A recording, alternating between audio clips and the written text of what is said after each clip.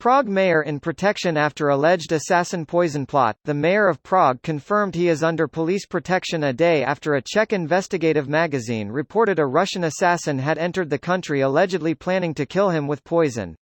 Here's a summary of the article. The mayor of Prague confirmed he is under police protection a day after a Czech investigative magazine reported a Russian assassin had entered the country allegedly planning to kill him with poison.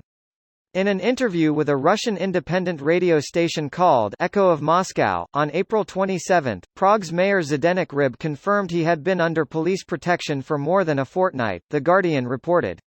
On April 26, Czech investigative magazine Respekt alleged that 3 weeks ago a person carrying Russian diplomatic papers arrived in Prague planning on assassinating Ryb and Andrej Koller, the mayor of the Prague 6 municipality, with poison. The report hasn't been confirmed by the Czech authorities. Ryb provoked the wrath of Moscow by backing the renaming a square in front of the Russian embassy in Prague after Boris Nemtsov, a political opponent of Russian leader Vladimir Putin's, who was shot near the Kremlin in 2015. Dmitry Levetsky, AP.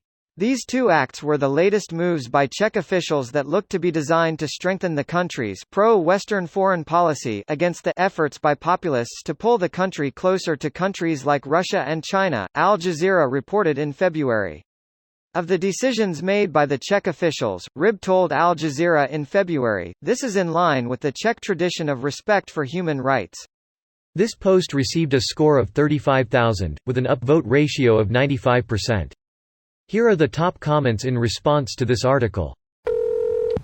I will remind everyone that the idiots that killed that guy with polonium were so reckless there were bathroom doors which needed to be destroyed.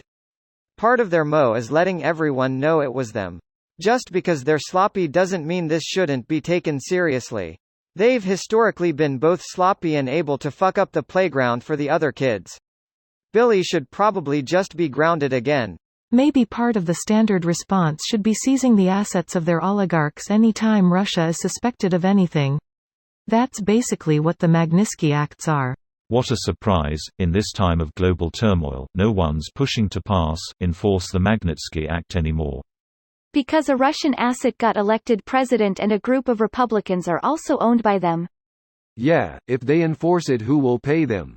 Greedy, soulless fucks. It's unreal what Russia gets away with. Man, the Russian government are just itching to be the #1 bumbling idiot bad guys. Hot doorknobs and irons to faces are inevitable. Ah, yes. A film I remember because leave it on the doorstep and get the hell out of here is my philosophy when ordering food nowadays. Merry Christmas, ya filthy animal. And a Happy New Year. That movie doesn't exist, by the way, created for the film. Czech Secret Service apparently found out about some Russian diplomat carrying a briefcase to Russian embassy in Prague allegedly with ricin poison in it. It said filled with ricin, which seems a little overkill. In terms of effect, containing 3 mg of ricin is equivalent to filled with ricin. Right, it essentially stops the most basic cellular functions and it's a lectin, carbohydrate-binding protein, which makes it nearly impossible to treat. A briefcase literally filled with ricin could kill a decent chunk of Prague. It generally takes about 1 mg ricin per kilogram orally to be lethal, but only 22 mcg per kilogram if injected, or roughly 45x as deadly. I'm not gonna do the math on the volume of an average briefcase myself, but you could fit a lot and still have room for your laptop. Edit, protein and lethal were spelled incorrectly to my everlasting shame. Greater than it generally takes about 1 mg ricin per kilogram orally to be legal. Even administering that little would be illegal. As opposed to all those legal war crimes? Hot pink camo is technically legal, but I maintain it's a war crime. Isn't this the same guy who heavily criticized China for trying to send supplies to Europe for PR? Yet, he's a rare politician with guts who calls out Russia and China on their bullshit every time. This video was automatically created by Reddit to speech. The article and comments in this video were selected from Reddit according to their upvotes, and any paraphrasing was performed by smmry.com, without any human intervention.